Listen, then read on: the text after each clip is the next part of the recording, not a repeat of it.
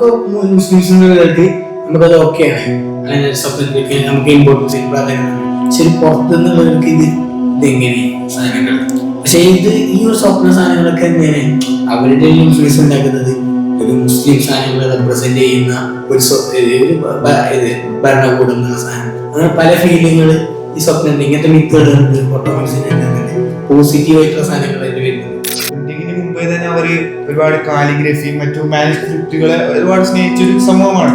അവരിങ്ങനെ ഇത്തരം കാര്യങ്ങള് പുസ്തകങ്ങളിൽ എഴുതി വെച്ച് സൂക്ഷിക്കുമായിരുന്നു. ഗസാലി അവർ സ്വയം അതിനെ പകർത്തിയേറി അതിനെ അവരുടെ ലൈബ്രറികളിലും സൂക്ഷിച്ചു വെക്കുമായിരുന്നു. സ്വാഭാവികമായിട്ടും ഇപ്പം മൊത്തത്തിൽ ഇസ്ലാം എന്നുള്ളത് ഒരു മതത്തിന്റെ ചട്ടക്കൂടിൽ വരുന്ന ഒരു വേൾഡ് വ്യൂ രൂപപ്പെടുത്തുന്ന ഒരു ഫ്രെയിം വർക്ക് ആണ് എന്നത് കാരണത്താൽ തന്നെ സ്വാഭാവികമായിട്ടും ഒരു ടെക്നോളജി വരുമ്പോൾ ആ വിഷയത്തിൽ എന്തായിരിക്കും പണ്ഡിതന്മാർക്കിടയിൽ ഒരു ആശങ്കയുണ്ടാവും. അസ്സലാമു അലൈക്കും വറഹ്മത്തുള്ളാഹി. ഓത്തുപള്ളിയുടെ പുതിയൊരു എപ്പിസോഡിലേക്ക് ആണ് നമ്മളിവിടെ ഇരുന്നിട്ടുള്ളത്. അപ്പം ഉയാനീഷുമായിട്ട് ബന്ധപ്പെട്ടിട്ട് ഞങ്ങൾ ഓട്ടോമൻസിനെ കുറിച്ച് ചർച്ച ചെയ്യണമെന്നാണ് ആദ്യം തീരുമാനിച്ചത്. അപ്പം ഈ ഒരു വിഷയ സംബന്ധിയായിട്ട് നമുക്ക് ഒരുപാട് കൺഫ്യൂഷൻസ് ഉണ്ട്. ഓട്ടോമൻസിൻ്റെ ഏതൊരു ഭാഗം ഞങ്ങൾ ചർച്ച ചെയ്യാൻ എടുക്കണം എന്നുള്ള വിഷയത്തിൽ. അതെ, ഇതിൻ്റെ ഒരു എക്സ്പാൻഷനെ കുറിച്ച് സംസാരിക്കണോ, അല്ലെങ്കിൽ ഇതിൻ്റെ ഡിക്ലൈനെ കുറിച്ച് സംസാരിക്കണോ, അങ്ങനെ ഒരുപാട്, അല്ലെങ്കിൽ കോൺസ്റ്റന്റിനോപ്പിളിൻ്റെ ആ ഒരു ഫതഹിനെ കുറിച്ചിട്ട് സംസാരിക്കണോ, അങ്ങനെ പല ഒരു ഡൗട്ട് ഉണ്ടായിരുന്നു ഞങ്ങൾക്ക്. അവസാനം ഈ ഓട്ടോമൻസിൻ്റെ മിത്തുകളെ കുറിച്ച് സംസാരിച്ചാലോ എന്നൊരു തീരുമാനത്തിലേക്ക് എത്തിയല്ലേ നമ്മൾ. അപ്പം അതിൽ തന്നെ നമുക്കൊരു വേറൊരു കൺഫ്യൂഷൻ ഉണ്ട്. എങ്ങനെ ഞങ്ങൾ ഇതിനെ അപ്രോച്ച് ചെയ്യണം എന്നുള്ള ഒരു വിഷയം മൊത്തത്തിലാണെങ്കിൽ പല ടൈപ്പിലുണ്ട്. പോസിറ്റീവ് സാധനങ്ങളുണ്ട്, നെഗറ്റീവ് സാധനങ്ങൾ. ഓട്ടോമിനെ പ്രധാനമായിട്ട് ഗ്ലോറിഫൈ ചെയ്യുന്ന ഈ മിത്തുകളാണ്. ഇതിന്റെ തുടക്കം മുതലുള്ള പല തരത്തിലുള്ള മിത്തുകൾ. ഇത് നമ്മൾ എങ്ങനെ ഇതാക്കുന്ന ഒരു സാധനം, നമുക്കൊരു ഇസ്ലാമിക് സാധനത്തിന് ഇതാണോ, വെസ്റ്റേൺ സാധനത്തിനാണോ, പിന്നെ പലതരത്തിലുള്ള ഇതുണ്ട്. അതെ, ഈ ഒരു വിഷയം പറയുകയാണെങ്കിൽ ഈ ഓട്ടോമൻസിന്റെ ഈ ഇത്രയും ഒരു അക്സെപ്റ്റൻസ് കിട്ടാനുള്ള കാരണം തന്നെ എന്തായിരിക്കും? എല്ലാ സാമ്രാജ്യങ്ങളിലും ഇങ്ങനെ ഓരോ ഇന്ത്യൻ മിത്ത്, ഗ്രീക്ക് മിത്ത്, അതുപോലെ തന്നെ ഓട്ടോമൻ മിത്ത്, അങ്ങനെ ഓരോ രാജ്യം അവരെ വളർച്ചക്കും തകർച്ചക്കും വേണ്ടിയിട്ട് ഒരുപാട് മിത്തുകൾ പ്രചരിപ്പിച്ചിട്ടുണ്ട്. അതേപോലെ ഓട്ടോമൻക്ക് അത് വലിയ കുറെ ഉദാഹരണങ്ങൾ ഉണ്ടായിട്ടുണ്ട്. മറ്റുള്ള റിലീജിയനോ സൊസൈറ്റിയോ ബേസ് ചെയ്ത് വരുമ്പോൾ ഇതൊരു ഒരു സാമ്രാജ്യ സാധനത്തിന് തന്നെ മിത്ത് സാധനം വരികയാണ്. അവിടെ ഒരു സെപ്പറേഷൻ, ഒരു ഓട്ടോമൻ മിത്ത് എന്ന ഇതിലേക്ക് മാറുന്നത്.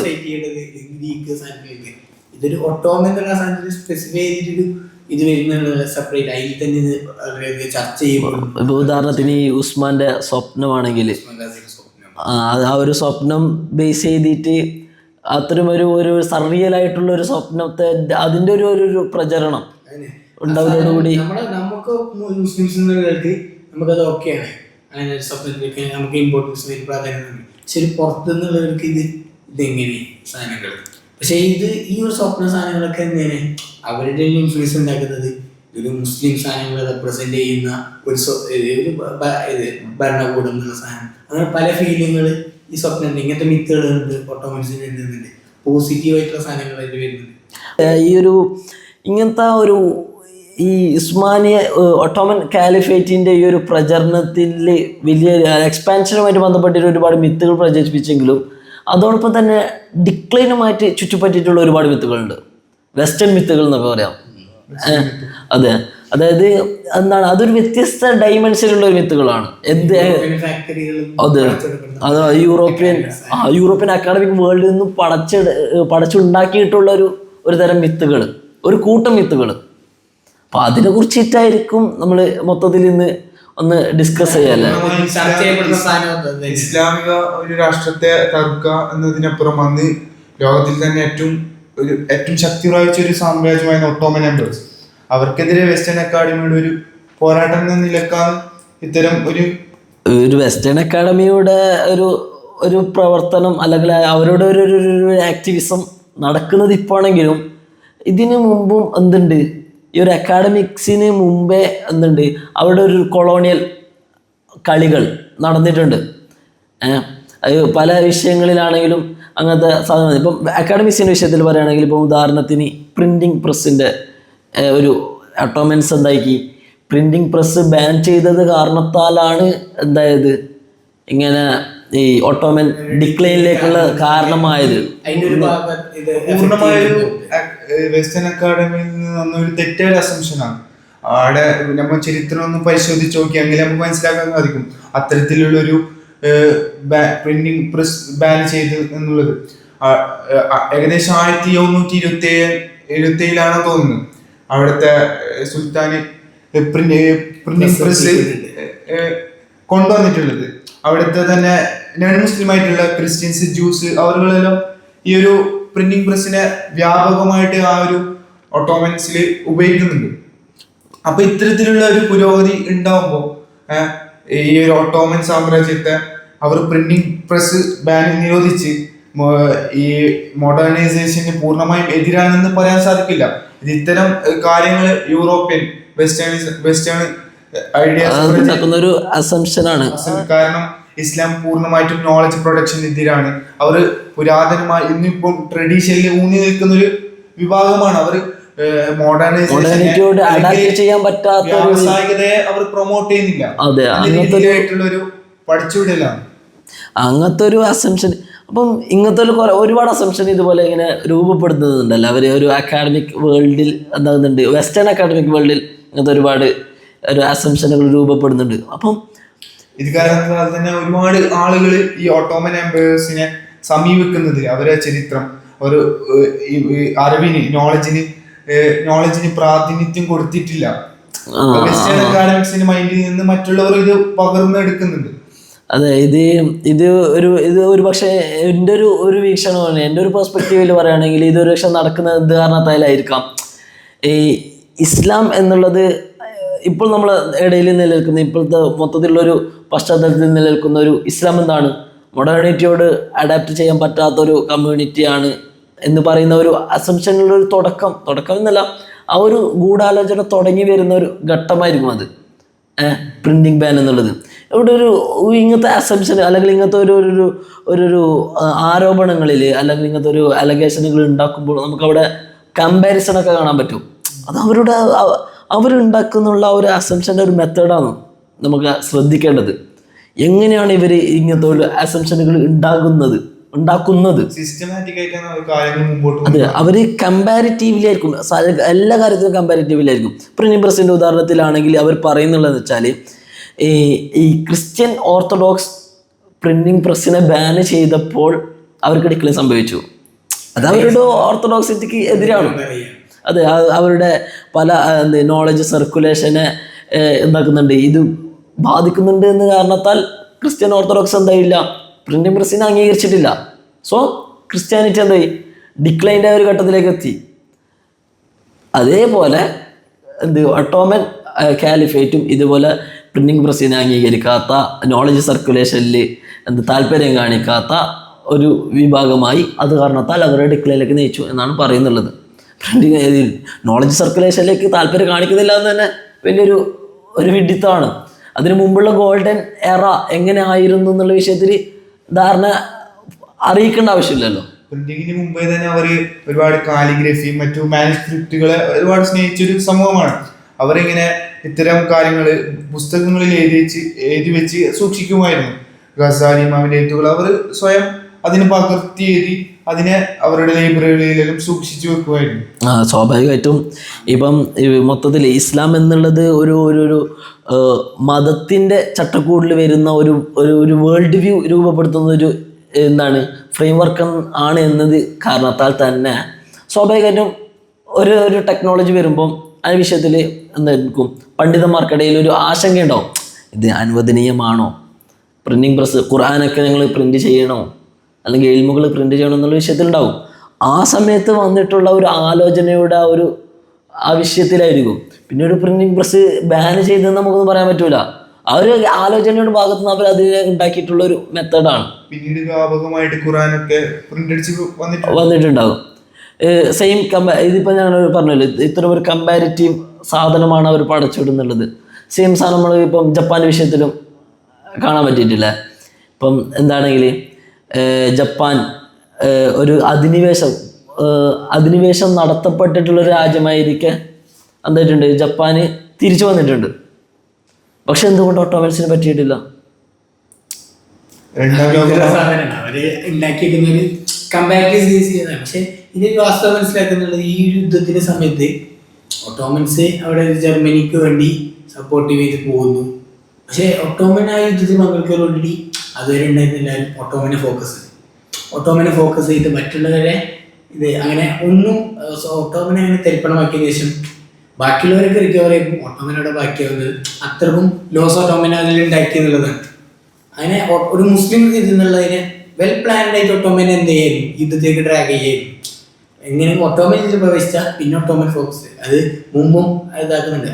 ബ്രിട്ടനൊക്കെ പണ്ട് മുതലേ എന്താ ചെയ്യാണ് എങ്ങനെ ഇവരെ തകർക്കാം, ഈ ഒരു മുസ്ലിം ഡൈനാസ്റ്റിയെ തകർക്കാം, അങ്ങനെ പല തന്ത്രങ്ങൾ വായിക്കുന്നുണ്ട്. ചാരന്മാരെ അച്ചും ഇതൊക്കെ confession of A British spy എന്നുള്ള ബുക്കിൽ എംഫർ എന്ന് പറയുന്ന സ്പൈനെ ഇതാണ് അതിൻ്റെ ബയോഗ്രഫി പോലെ ചെയ്യുന്ന സാധനമാണ്. അതിൽ പറയുന്നുണ്ട് എന്ത് അദ്ദേഹം ഓട്ടോമനെ കുറിച്ച് പഠിക്കാൻ വേണ്ടി പോയി. അതിന് ഇവർ ആദ്യം ചെയ്യുന്നത് ഓട്ടോമനെ കുറിച്ച് പഠിക്കണമെങ്കിൽ അവരുടെ ഏറ്റവും വലിയ പവർ എന്നുള്ളത് അവരുടെ വിശ്വാസമാണ്. അപ്പം ആ വിശ്വാസത്തിനെ കുറിച്ച് പഠിക്കാൻ അങ്ങനെ ഈ ഒരു സ്പൈ കൊല്ലങ്ങളോളം ഇസ്ലാമിനെ കുറിച്ച് പഠിച്ച് മുസ്ലിമായി ഇങ്ങനെ ജീവിച്ച് നമുക്കിടയിൽ ജീവിച്ച് നമ്മുടെ വിശ്വാസത്തെ ഇല്ലാതാക്കണം. അതിനു വേണ്ടി അങ്ങനെ ഒത്തർക്കും ഡെപ്തിൽ എന്തായിരുന്നു ഈ ഒരു സമുദായത്തിനെ തകർക്കാൻ വേണ്ടി അങ്ങനെ മനസ്സിലാക്കിയ സാധനങ്ങളിലാണ് ഈ ഒരു മൊഡേണിറ്റി സാധനത്തിന് കൊണ്ടുവരുന്ന സാധനം. ഇവരെ എങ്ങനെയായി ഇതാക്കാൻ. അതെ, അപ്പൊ തന്നെ എന്തുകൊണ്ട് ഒട്ടോമൻസ് എന്നായിട്ടില്ല ഈ ഒരു അധിനിവേശത്തിന്റെ ശേഷം റിവൈവ് ചെയ്യാൻ സാധിച്ചിട്ടില്ല? നേരത്തെ പറഞ്ഞ ഉദാഹരണം ജപ്പാനെ പോലെ എന്തുകൊണ്ട് അവർ ടെക്നോളജിക്കലി വളർന്നില്ല?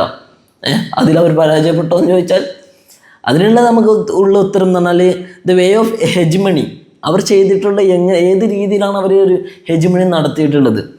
ജപ്പാനെ പോലെയല്ല ഒട്ടോമൻ എംപയർ എന്നുള്ളത്. കൃത്യമായിട്ട് അവിടെ പ്രവർത്തിക്കുന്നുള്ളത് എന്തെന്ന് വെച്ചാൽ ഈ ഒരു ബ്രിട്ടീഷ് അധിനിവേശമാണല്ലോ ഇതിനുള്ള ഒരു പ്രഷർ ഉണ്ടാക്കുന്നുള്ളത്.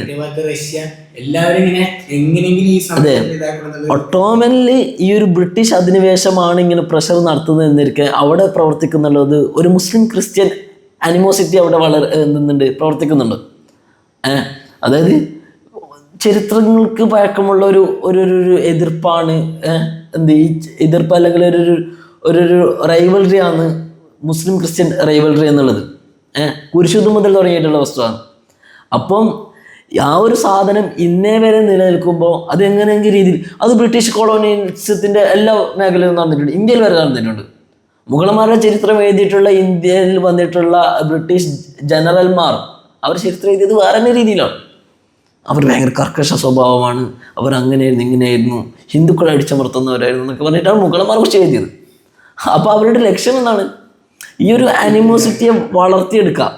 അതൊരു നമുക്ക് കാണാത്ത ഒരു രീതിയിലായിരുന്നു സംഭവിച്ചിട്ടുള്ളത്. ആ സാധനം ഒട്ടോമനിൽ നടന്നു, ഒന്നും കൂടി രൂക്ഷിതമായിട്ട് അത് നടന്നു. അങ്ങനെയാണ് സാധനം സംഭവിക്കുന്നത്. അപ്പോൾ നമുക്ക് ഒരിക്കലും എന്താകാൻ പറ്റില്ല, ജപ്പാനൊരു കമ്പയർ ചെയ്യാനേ പറ്റില്ല. ജപ്പാനിൽ നടന്നിട്ടുള്ള ഒരു കൊളോണിയലിസം അല്ല ഇവിടെ നടന്നിട്ടുള്ളത്. ആ ഒരു വിഷയമാണ്.